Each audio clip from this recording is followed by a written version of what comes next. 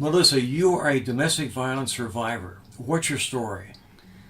My story is back in 1993. I was kidnapped and raped by an acquaintance from Texas.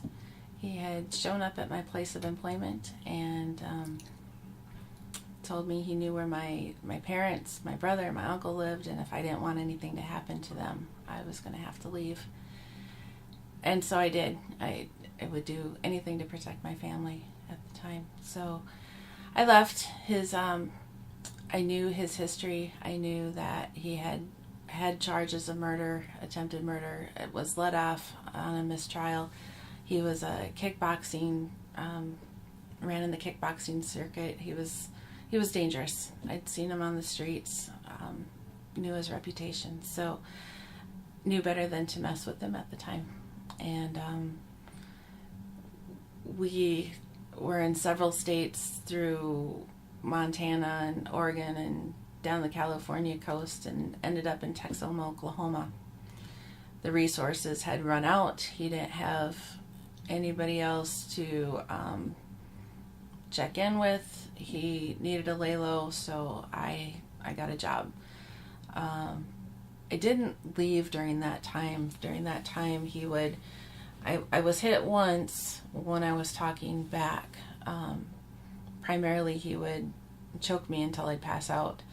And the last time that he choked me, I blacked out, and I knew that he was going to kill me if I kept fighting. So I was pretty compliant after that.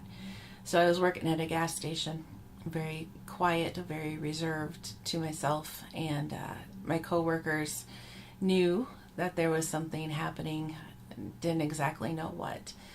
So brochures started showing up on the back desk about domestic violence, about sexual assault, about shelter resources. One of my coworkers, her husband was law enforcement, and he would stop in every night when I was working, and he'd try to talk to me, and it was one-sided conversations. I couldn't trust him to give him any information. He convinced me to bring something in so he could run some prints, and I did. I smuggled the glass from home. And as soon as they got the rap sheet back, he came to my job, and his wife covered my shift, and I was on my way to a shelter in Oklahoma. They hid my car, and I stayed inside until he was apprehended, and it was certain that he wasn't going to be bailed out. And I was able to call my family around Thanksgiving and let them know that I was safe. It had been since Labor Day weekend since they had seen or heard from me.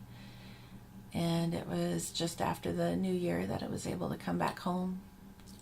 What's your message to someone viewing this right now, Melissa, and that person is in a domestic violence relationship? What message of hope can you share? It doesn't have to be the end, and you don't have to die that way.